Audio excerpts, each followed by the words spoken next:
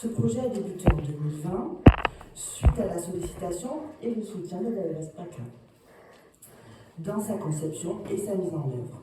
Dès lors, un état des lieux a été initié par la chargée de projet de l'époque, Marine Guilta, que je profite pour remercier.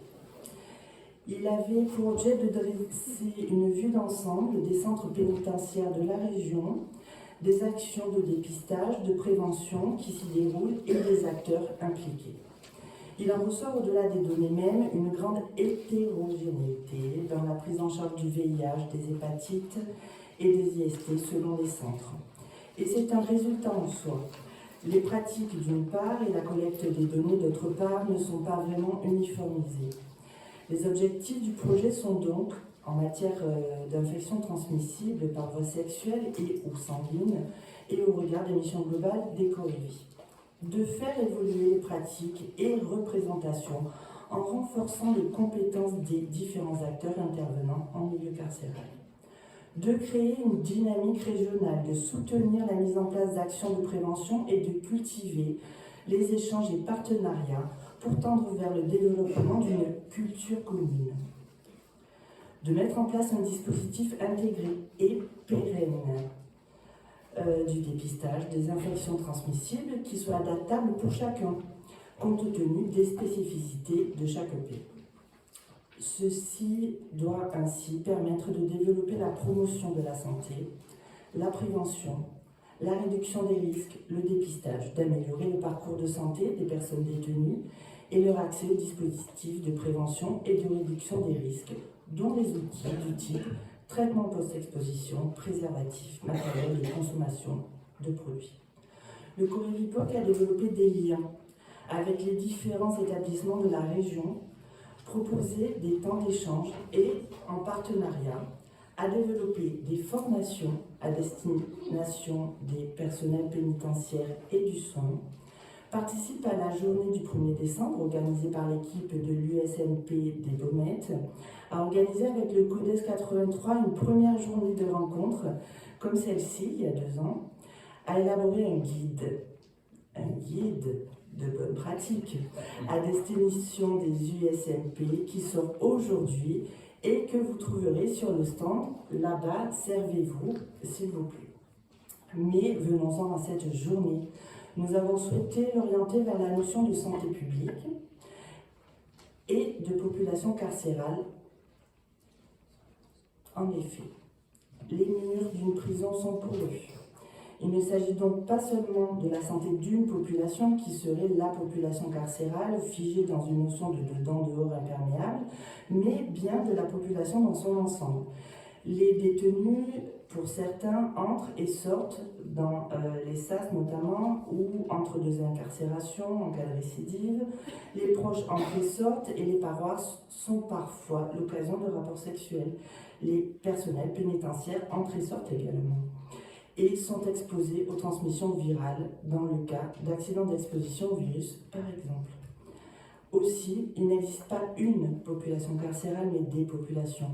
Quid de certaines spécificités, femmes, personnes LGBTQI+, mineurs, personnes étrangères, quid de cette hétérogénéité des profils, parcours, vécus, mais aussi d'une certaine homogénéité du point de vue de la notion de vulnérabilité, de l'éloignement des systèmes de santé et du risque élevé de rupture dans le parcours de soins avant, pendant et en sortie de détention. Ainsi, comment va-t-on vers les populations carcérales pour parler d'usage de drogue, sexualité, dépistage? Comment prépare-t-on l'entrée, la sortie et accompagne-t-on les personnes pendant la durée d'incarcération? Comment propose-t-on le dépistage? Assurons-nous un suivi? Quels sont les freins rencontrés, mais aussi les leviers, les initiatives des acteurs? On sait que dialogue dans la cohabitation administration pénitentiaire soins, notamment au travers des USMP et des structures santé intervenant en milieu pénitentiaire, peut s'avérer complexe. Comment crée-t-on alors des ponts et peut-on travailler ensemble et ce dans chaque établissement? Nous espérons que cette journée apporteront quelques éléments de réponse, quelques argumentaires et permettra un échange de pratiques entre acteurs de la région, mais aussi avec les intervenants de toute la France qui ont accepté de venir partager avec nous leur expérience.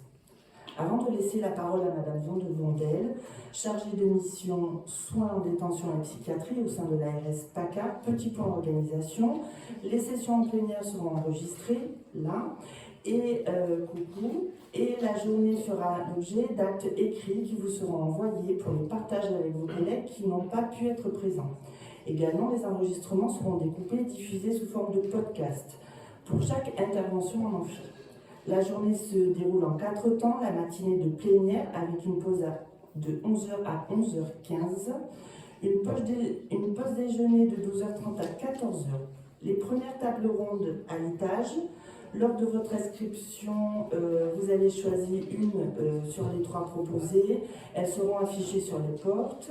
Une pause de 15h30 à 16h de manière à ce que les modérateurs et modératrices puissent préparer le résumé de chaque table ronde et qui vous seront présentés juste avant la dernière table ronde qui se fera en plénière ici. On se retrouve donc tous et toutes à 16h dans cet amphithéâtre pour assister à cette dernière table ronde de la journée et l'allocution de clôture.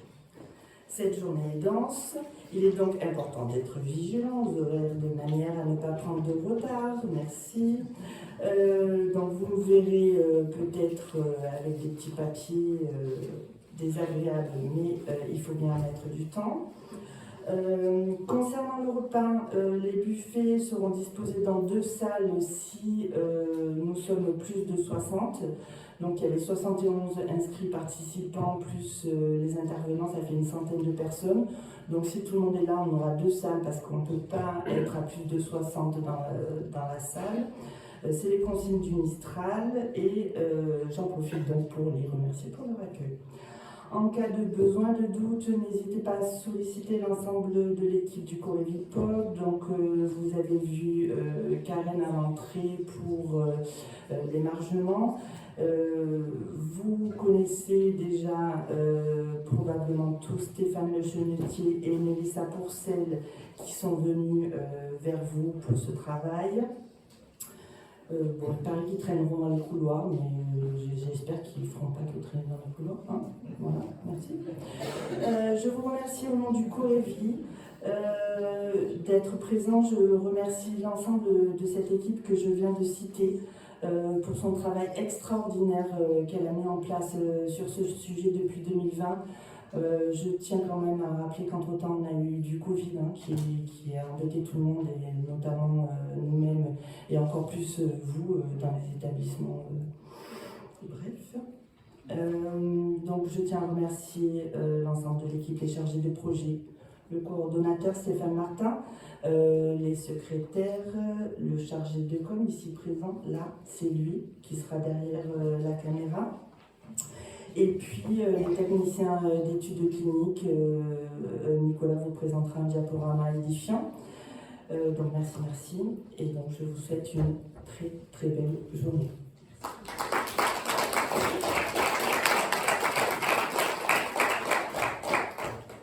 Donc Madame Van de Vondel ou Monsieur Gallon, comme vous préférez.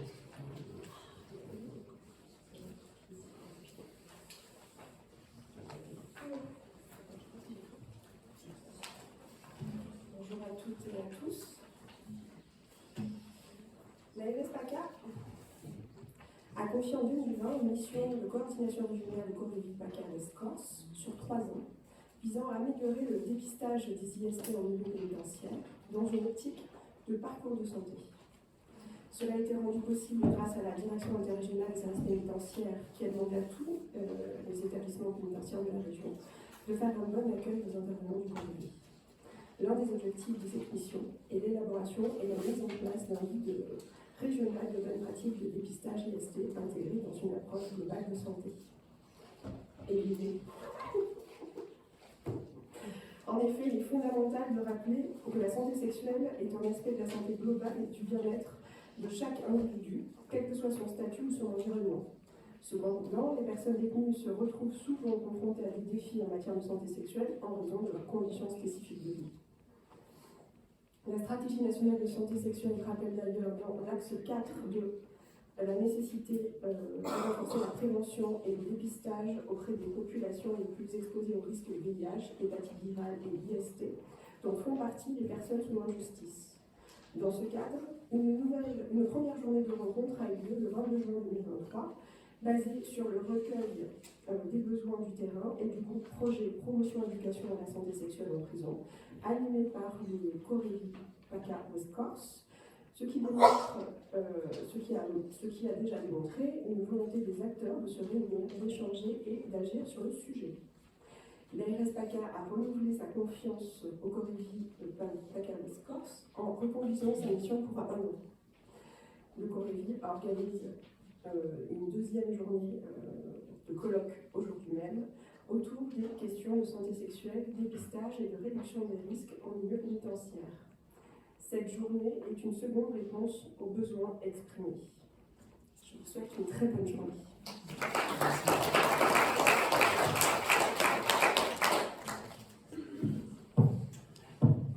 Bonjour à toutes et à tous. Pierre Lénois, je suis directeur interrégional adjoint des services pénitentiaires PACA-Corse.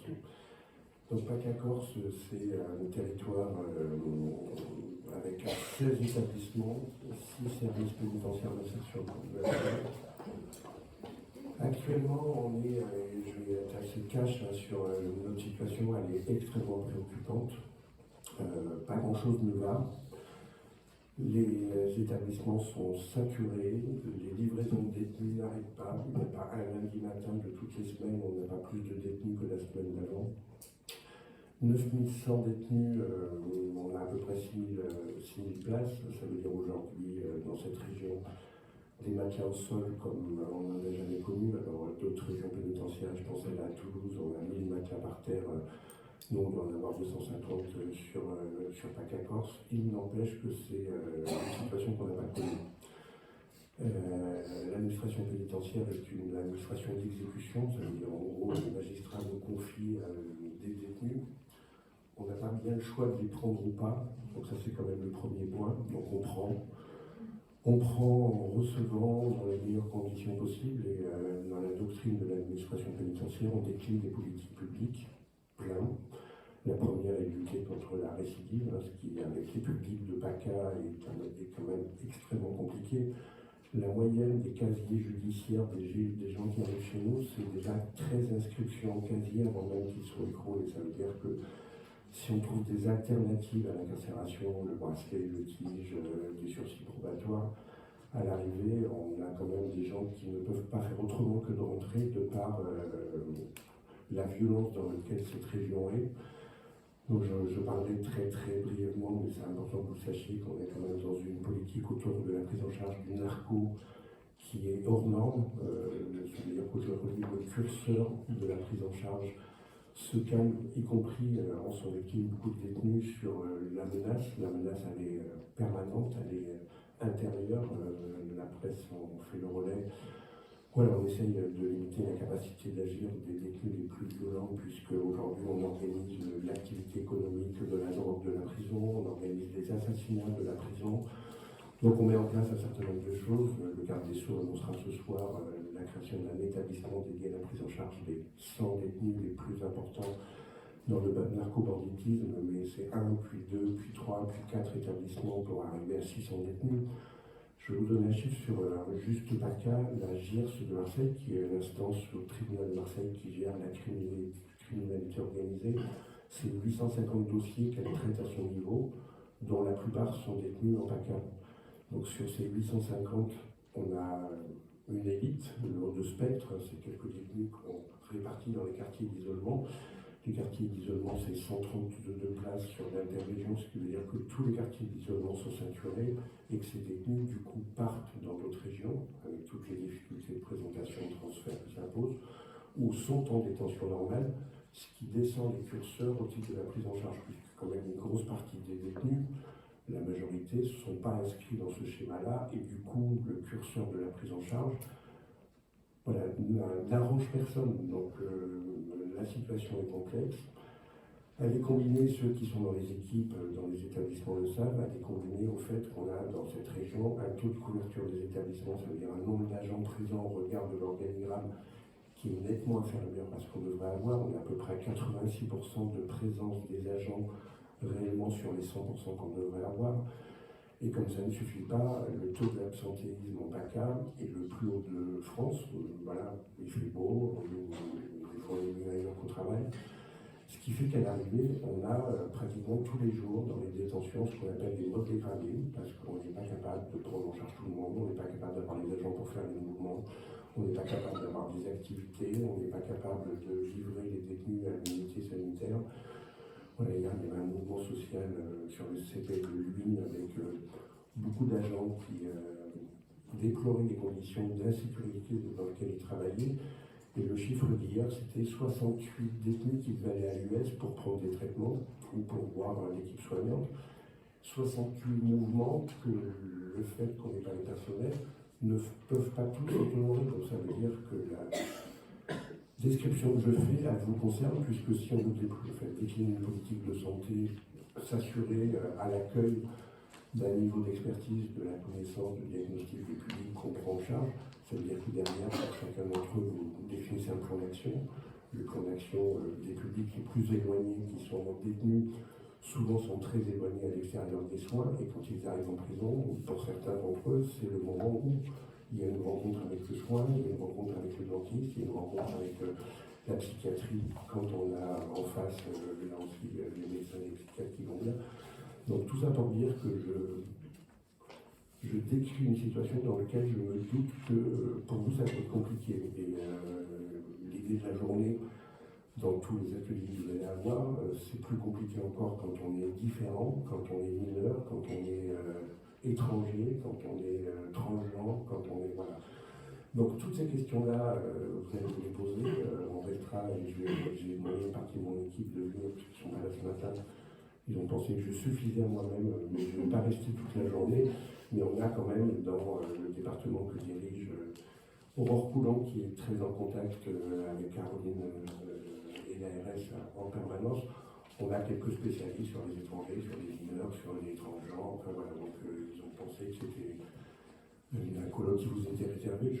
Mon point de vue, je leur ai dit ce matin, c'est qu'on ne peut pas avancer ensemble sans que l'administration pénitentiaire puisse vous aider, vous expliquer, vous éclairer. Voilà, que quand c'est compliqué, il faut savoir taper à la bonne porte pour résoudre les problèmes que vous avez peut-être, et qu'on essaye de trouver des solutions.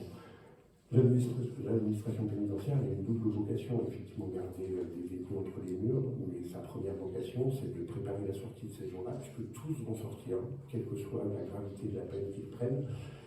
Et quand je décris nos 9100 détenus, la combinaison supplémentaire, et ça c'est un peu nouveau, c'est que non seulement on en a plus, mais ceux qu'on a, on les a encore plus longtemps, parce qu'on les condamne plus, parce qu'on amène des peines plus longues, que la région marseillaise nourrit d'elle-même des condamnations. Voilà, on n'est pas très pareil si on est dans d'autres régions pénitentiaires qu'à Marseille.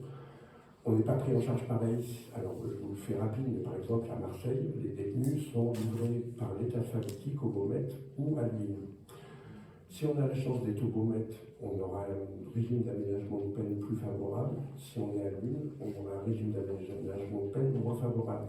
C'est complètement inadmissible, mais le pouvoir du juge, c'est de faire ce qu'il veut, et même si on lui dit ça ne suffit pas, mais en gros, il y a beaucoup plus d'aménagements favorables à Marseille qu'on en a à Aix, et ça me paraît important que vous le sachiez. Donc on essaie de travailler sur tout ça avec toutes les autorités. On a des conférences semestrielles, des aménagements de peine avec qu'on appelle des comités locaux auprès des tribunaux d'aménagement de peine dans lesquels on regarde toutes les difficultés. Mon propos, c'est de dire que, vous l'avez dit, Madame la Présidente, toute situation est différente d'une autre. Donc en gros, on a des masses de détenus, il n'empêche que notre prise en charge elle doit être totalement individualisée sur le traitement à l'intérieur, sur un aménagement de peine, sur une perspective de sortie. Et tout le monde ne part pas du même point de départ. On a aujourd'hui des mineurs à la Valentine ou dans les 3 quartiers mineurs de l'interrégion, je vous rappelle le Pontet, Grasse et Luynes.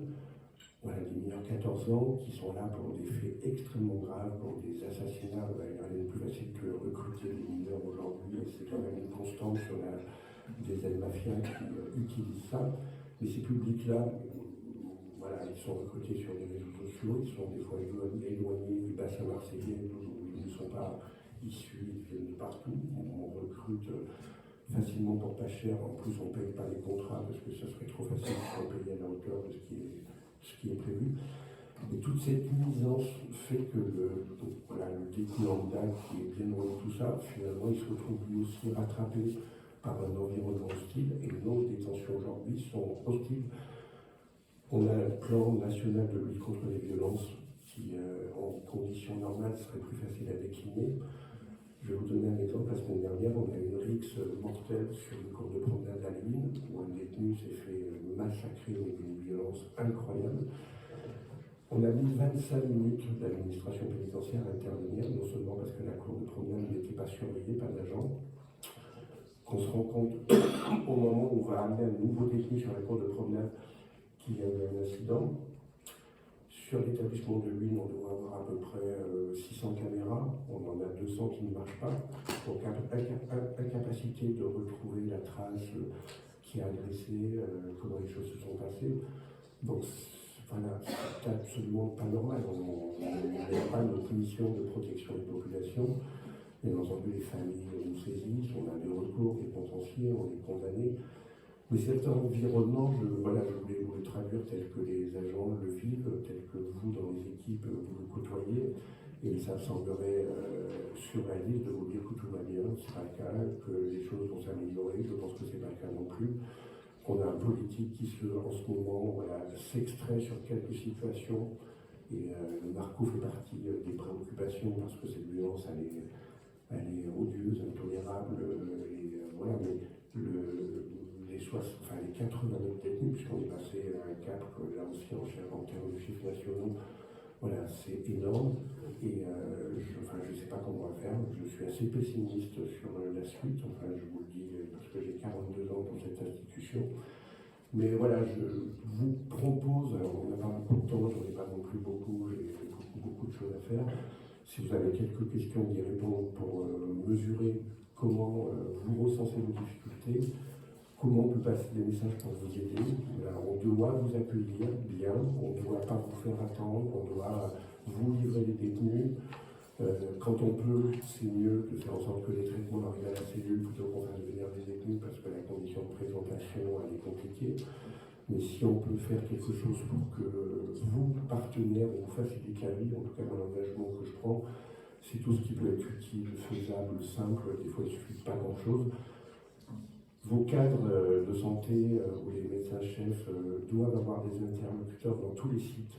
Ça veut dire que dès qu'il y a une difficulté, les choses doivent se régler en allant toquer une porte. Il faut identifier les bonnes personnes, les personnes ressources.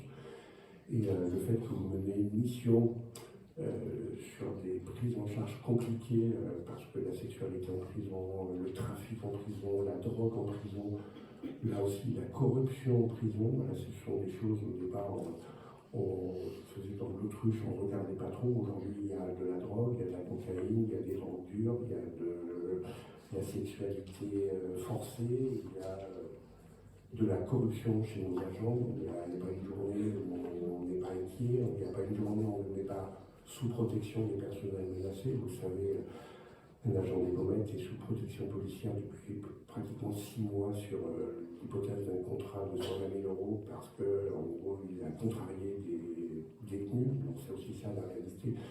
Donc voilà, si vous avez quelques questions avant que je m'en aille, je suis tout à fait à votre disposition. Je vais en rester là, mais je voulais simplement vous remercier parce que les politiques publiques, celles que vous menez, celle de la prévention, celle de l'accompagnement, elle est indispensable, et encore plus dans les milieux clos, pour les publics empêchés, et d'avoir accès par votre intermédiaire à de l'information, à de la prise en charge. En tout cas, ça nous est totalement indispensable. Et merci à toutes les équipes et à tous ceux d'entre vous qui s'investissent dans notre milieu. On a besoin de vous.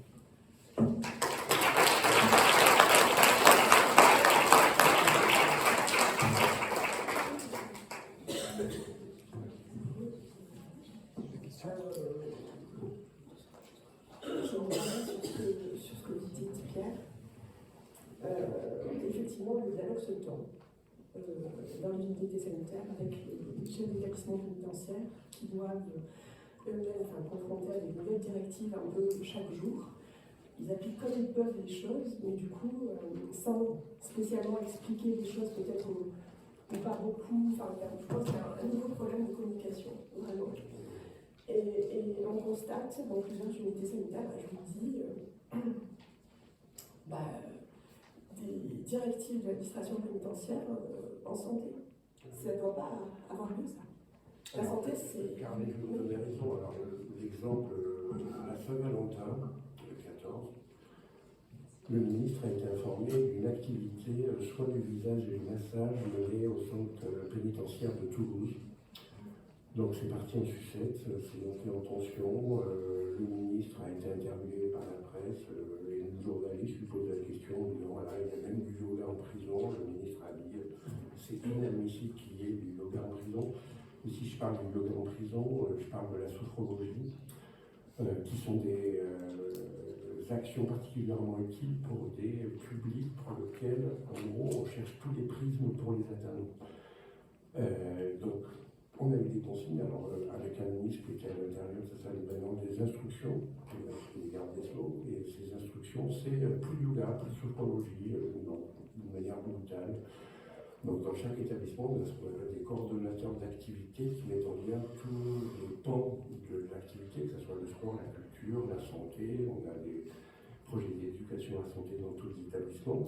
Donc il y a eu, quelques jours après, une espèce de mouvement de balancier, c'est toujours comme ça. Ça monte dans les tours, ça redescend. On dit la PJJ, eux, ils peuvent faire un peu les activités qu'ils veulent. La santé, on n'y touche pas. Il n'empêche que les publics qui avaient accès dans les quartiers d'isolement à de la sophrologie ou du yoga, quand on est isolé totalement depuis des années, on peut quand même penser que c'est un peu intelligent de proposer ce type d'activité. Donc on travaille sur la sémantique pour dire que c'est pas du yoga, mais c'est quelque chose qui s'occupe de la prise en charge du corps et dans la perspective d'insertion d'un parcours d'une personne. Enfin, voilà. Donc on peut faire un peu les choses autrement et les déguiser. La 261 activités recensées sur la direction régionale PACA Corse.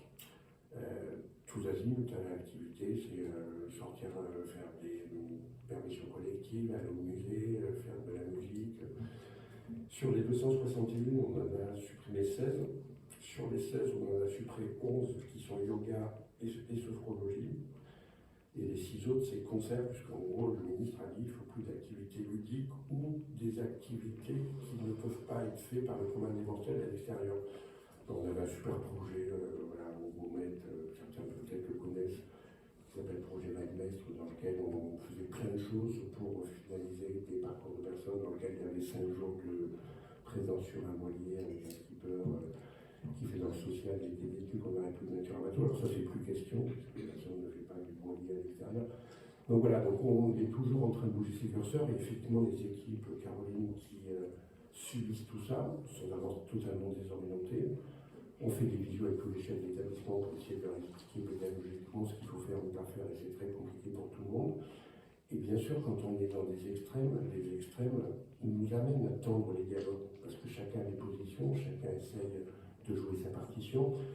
Notre boulot, et Caroline le fait, on le fait tous les deux assez régulièrement. Voilà, on essaie de trouver des curseurs communs. Voilà, on a fait une visio avec tous les établissements mineurs, les responsables éducatifs, les chefs d'établissement avant-hier avec le directeur adjoint de la PJJ, M. Baldi, pour essayer d'avoir une lignée commune, parce qu'il faut qu'on amène de la pertinence et de l'intelligence, et pas de la réactivité et de la pression. Et c'est un boulot quand même très compliqué dans la période actuelle. Voilà, je ne me cache pas de le dire, même si j'ai un réserve par mon statut de fonctionnaire. Voilà, c'est quand même assez compliqué, et c'est pas anormal que les discussions se tendent. Ce qui est normal, c'est qu'on trouve des solutions pour revenir au dialogue, pour se réécouter, pour se comprendre. Et si on ne se comprend pas, on fait des choses qui sont isolées chacun de son côté, et c'est absolument pas ce qu'il faut faire. Donc voilà, Caroline me connaît assez pour qu'on s'appelle pour là où c'est plus tendu qu'ailleurs, pour qu'on intervienne, et on le fera, on se déplacera s'il faut. Mais il faut qu'on vous facilite la vie, et que l'occasion qui est donnée de ce contexte n'amène pas à ce que ça se tende plus. Voilà. Mais quand on lit les sociologies des organisations, c'est pas complètement anormal que ça se tende. Par contre, c'est normal qu'on trouve des solutions. Je vous remercie.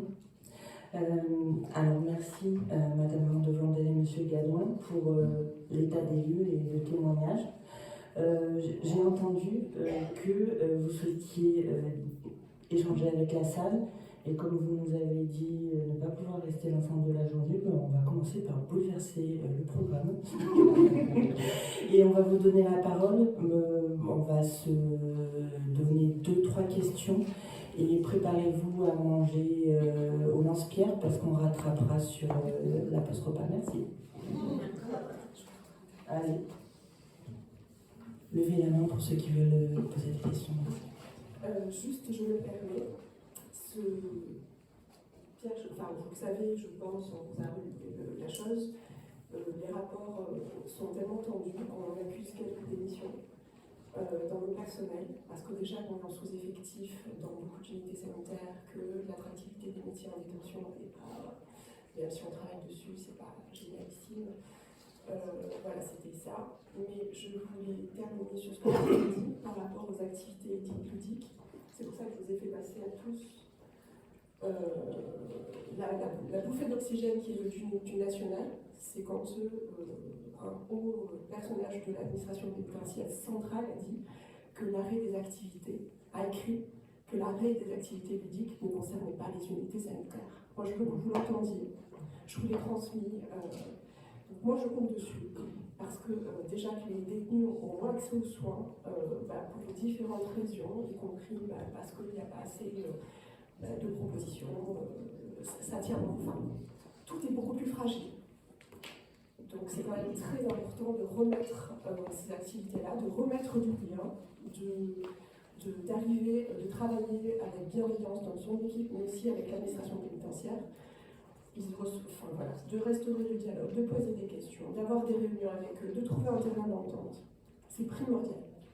Alors, et ça se fait, C'est bien sûr les consignes qu'on a passées, il n'empêche que la responsabilité de ce qui se passe dans toutes les détentions, c'est la responsabilité seulement du chef d'établissement. Je vais vous donner un exemple. On a actuellement 5 inspections générales de la justice sur notamment 4 à Lille et 1 à Avignon. Mais à l'arrivée, c'est quand même le chef d'établissement qui est redevable et qui s'explique.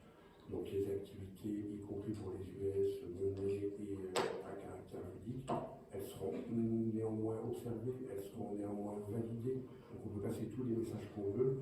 Si un chef d'établissement considère, alors je ne sais pas, on a parlé de la médiation animale par exemple, qui à un moment donné a été exclue en disant on n'en fait plus, alors que on peut penser pour certains détenus, le contact avec un animal, un chien, un cheval, un âne, ça peut être une très bonne chose. Mais si le chef d'établissement il veut plus que les chevaux rentrent dans son établissement, on pourra passer toutes les consignes qu'on veut, on n'y arrivera pas.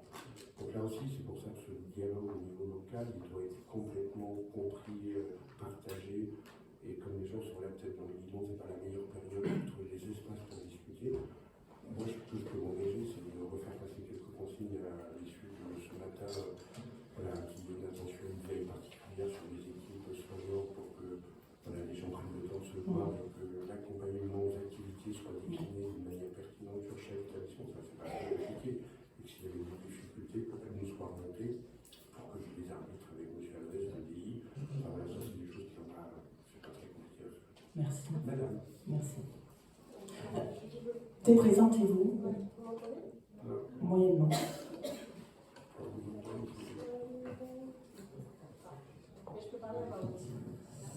Mais il y a peut-être un enregistrement.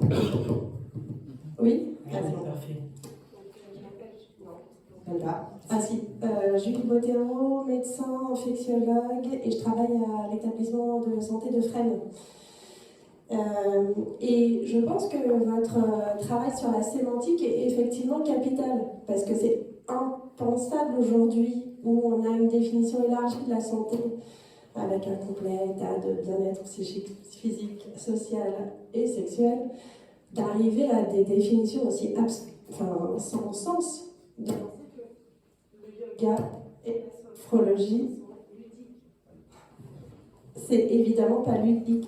C'est évidemment du soin. Et je vois bien que vous êtes démunis vous-même. Et donc, que vous avez raison. Je pense qu'il faut axer. Je crois que ça ne fonctionne pas. Si. Je crois que vous avez raison d'axer sur la sémantique et de dire c'est pas du tout du ludique, c'est du soin pur et c'est de la réhabilitation pure. Et du coup, peut-être vous faire aider des professionnels de santé, puisque vous avez peut-être un devoir de réserve de par votre fonction, mais nous, on a notre éthique. Et notre éthique, c'est d'imposer cette dimension du soin. Et c'est d'être parfois, du coup, en conflit, effectivement, avec des personnes qui ont une vision différente des choses. Alors, c'est plus facile dans un établissement de soins. Mais c'est pas si facile que ça. Hein. Il y a quand même des conflits au quotidien qui sont importants parce que les deux administrations s'opposent et nos visions des choses s'opposent.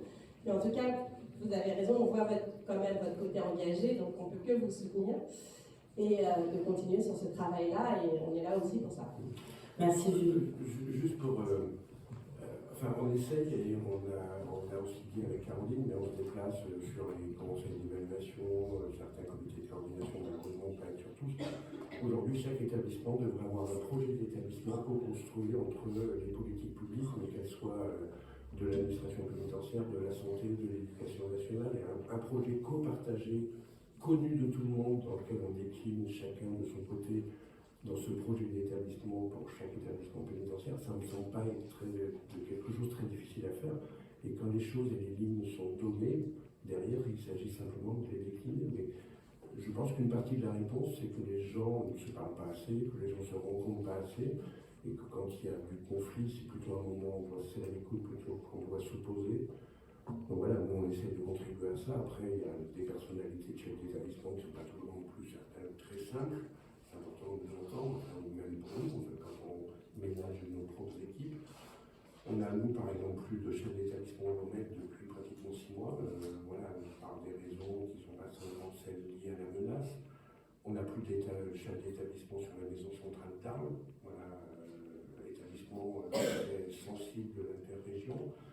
On a un problème de gouvernance sur le centre pénitentiaire de Lune avec 2000 détenus et une équipe de direction qui ne sait pas comment diriger un paquebot qui coule un peu plus tous les jours, où chacun essaye de couper les bois d'eau, mais on a l'impression que chaque jour est pire que la veille, parce qu'on n'a pas les agents, parce qu'on a plus de détenus, parce que c'est dégradé, parce qu'on a des quartiers spécifiques lourds, avec UPR, prise en charge de la radicalisation de langue, centre national d'évaluation.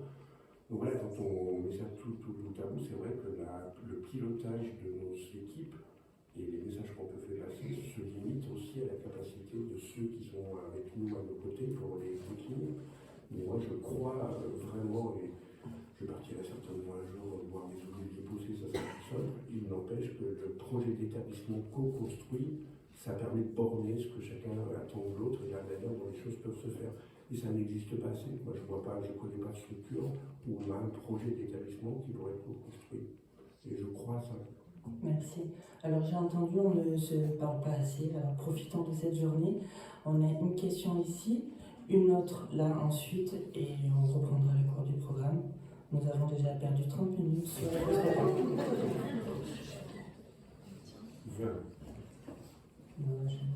Je suis marseillaise. Bonjour, Cynthia Dran, éducatrice au SAPA, intervenante au CEDEX Salon. Moi, je vous interpelle là parce qu'on entend les difficultés depuis des années, parce que si vous voulez la pénitentiaire et des surveillants. Par contre, quand on offre une proposition de formation, notamment sur un projet de santé sexuelle et de réduction des risques et des dommages, qui est quand même important autant pour les personnes détenues que pour les surveillants, comme tu disais, Madame Fonda-Verrel, je ne sais plus comment. Caroline. Merci. Comment? Donc, du coup, c'est comment? Il proposait un projet comme ça, on va dernièrement en commission santé, et qu'on s'entend on s'entend avoir un retour disant que en ce moment, vu la politique, il vaut mieux différer la réponse alors que c'est la santé publique, alors que c'est quand même important, alors qu'il faut qu'on aille, on ne doit pas être pour ma part, moi, ce que je pense, c'est travailler ensemble et apprendre ensemble et se donner des outils pour pouvoir accompagner au mieux la personne dans son projet de sortie. Voilà, je voudrais savoir si à un moment donné, est-ce qu'on pourrait faire appel à vous? Est-ce que vous pourriez intervenir, même si le chef d'établissement, donc on entend que le chef d'établissement, et qu'il puisse, voilà, que vous puissiez faire appuyer ce projet-là pour qu'il puisse comprendre que la santé sexuelle. Alors, non, mais je vais vous répondre parce que Salon était un gros salon aussi, pas de chef d'établissement qui est parti vendredi, prochaine va arriver lundi. Monsieur Désir est parti comme adjoint à l'UIN et la bonne nouvelle pour vous, c'est celle qui va arriver, qui s'appelle Géraldine Balméli, qui est actuellement la chef d'établissement de Villefranche-sur-Saône, a passé 5 ans à Lille où j'étais avant, comme chef du département de politique d'insertion et de prévention de la récidive. Donc c'est quelqu'un qui a une sensibilité. Salon est un établissement affiché à LCS, donc on devrait appuyer, généraliser les formations co-construites entre tous les agents, qu'ils soient pénitentiaires ou de santé, comme ça nous semblerait une évidence. Salon a la particularité de dès qu'il y a quelque chose qui ne va pas, et notamment moins d'agents, on ferme le quartier socio-éducatif où sont organisées toutes les activités, ce qui n'est pas normal, toutes les vacances scolaires, les quartiers sont fermés. Voilà, donc on va passer dans la lettre de mission de la nouvelle chef d'établissement de Salon des consignes, y compris qui vont reprendre votre intervention, de faciliter, de dynamiser la formation co-partagée, co-institutionnelle. Et voilà, moi je le dis aussi à mon niveau, les équipes soignantes, pour certaines, ne sont pas en meilleure forme qu'une partie de nos équipes pénitentiaires. L'UHSA de Marseille n'ouvre pas depuis l'ouverture, on a 26 lits sur 60 parce qu'il manque des soignants. Et l'UHSA fait qu'aujourd'hui, on a toutes les détenus qui sont en SDRE, en proximité de l'hôpital généraliste, avant même qu'ils soient à l'UHSA parce qu'il n'y a pas assez de soignants, parce qu'il n'y a pas assez de lits, parce qu'il serait mieux à l'UHSA qu'ailleurs. Donc ce problème-là, il est commun, il est encore plus accentué chez nous parce que le taux de couverture est encore moins important chez nous. Mais vos soignants, ils ne veulent pas venir plus que les agents pénitentiaires travailler en prison. Et quand on vient travailler en prison, la plupart des surveillants, c'est par défaut. Et certains sont trop en proximité du public qu'on accueille.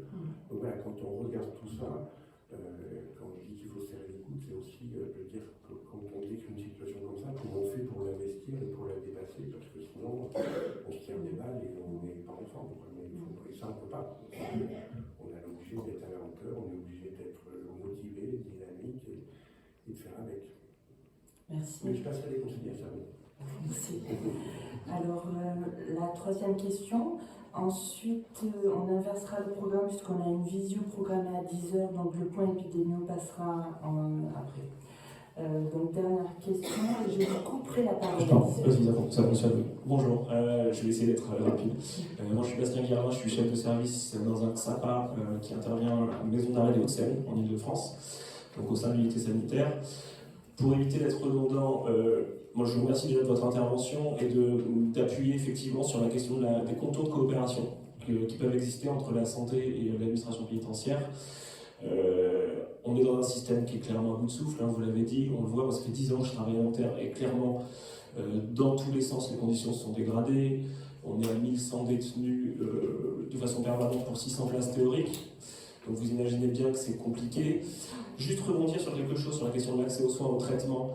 Le soin, c'est pas que des traitements amenés, c'est aussi des rencontres. Non, mais c'est parce que je préfère insister là-dessus, c'est que pour pouvoir soigner les personnes et les accompagner, on a besoin de les rencontrer, et dans les conditions dans lesquelles on est actuellement, c'est compliqué.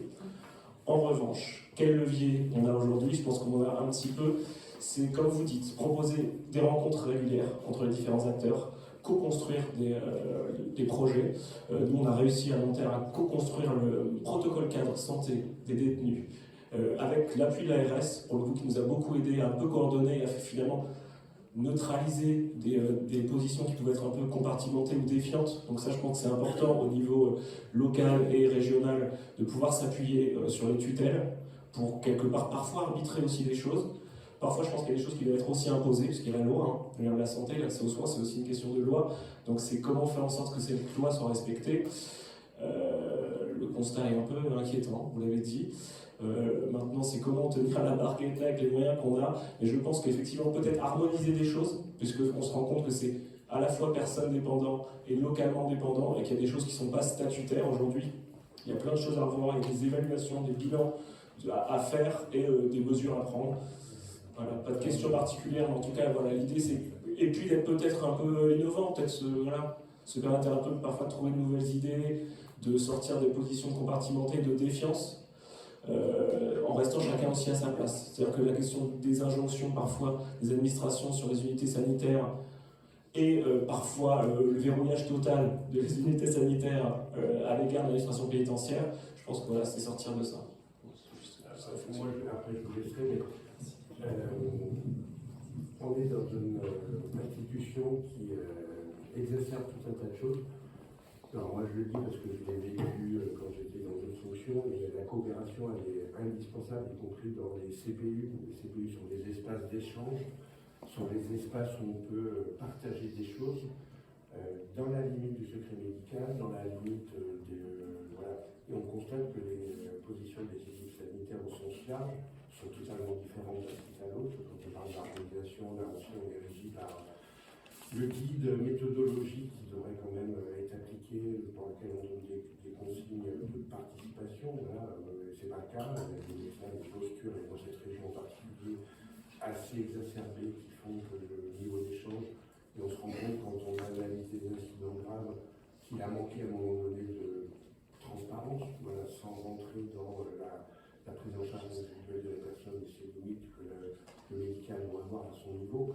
Moi, je crois au fait que vous puissiez, avec les équipes sur place, échanger. La CPU, j'invite à ceux qui peuvent y participer à y aller, de rappeler les règles pour qu'elles soient respectées, parce qu'il n'est pas question de déroger aux règles et au compartiment dans lequel vous dites que chacun doit être, mais en tout cas, cette transversalité, elle commence par la prise en charge de la personne, et simplement lui demander son avis à la personne, parce qu'on se réfugie devant le secret médical.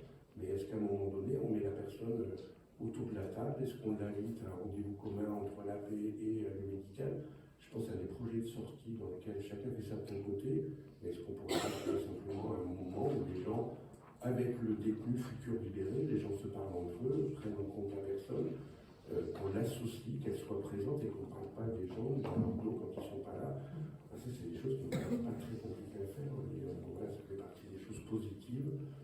On finisse ma partie de ce matin sur des notes positives. Il y a plein de choses qui peuvent encore être faites, mais quand on est dans des postures, ça freine le décompartimentage qui est absolument nécessaire. Je vous remercie pour ces échanges particulièrement riches. Et donc, est-ce que vous partez maintenant? Je peux rester, non, je peux rester quelques minutes. J'ai un coup de fil à passer, je vous retrouve, mais je vais attendre de voir si mes équipes se sont mobilisées. Mais non, je reste 15-20 minutes. D'accord. Bon, merci à vous. Donc j'annonce la visio sur le thème de santé sexuelle, prévention diversifiée et réduction des risques en milieu carcéral, études précaires, présentée par Yoann Collant, qui est chef de clinique des universités et assistante des hôpitaux à Tours.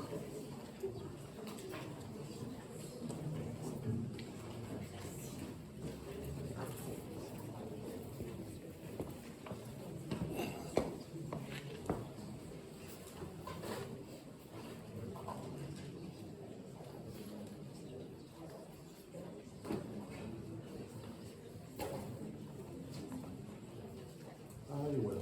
Mais les voilà. La relève est arrivée. Ouais, ok. J'ai l'impression que vous m'entendez du coup. Moi j'entends. Oui, on vous entend, parfait, merci. Bon, on n'a pas l'image, mais on vous entend bien. On va vous dire quand c'est bon, dès qu'on a l'image.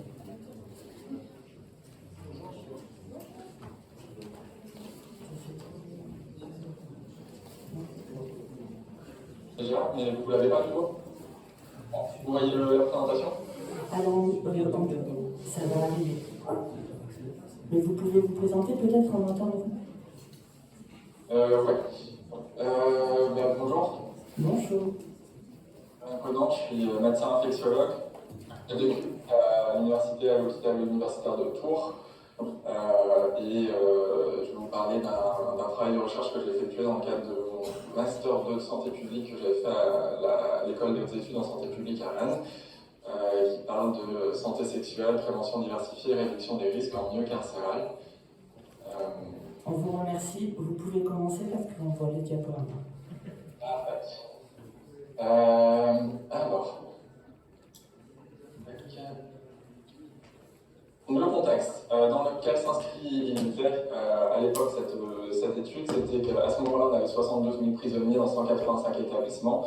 C'était en 2023.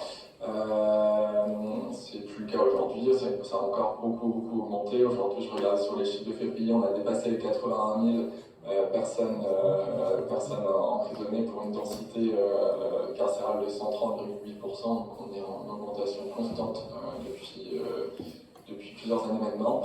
La santé en prison, c'est une mission qui est confiée aux USMP, les unités de soins en milieu pénitentiaire, et leurs missions sont précisées dans un guide méthodologique qui est construit de manière conjointe entre les ministères de la Santé et de la Justice. Les particularités épidémiologiques, c'est qu'il y a une exposition plus forte aux maladies transmissibles, et on a pu voir sur des anciennes études qui commencent à dater un petit peu qu'il y avait une faiblesse des stratégies de prévention et de réduction des risques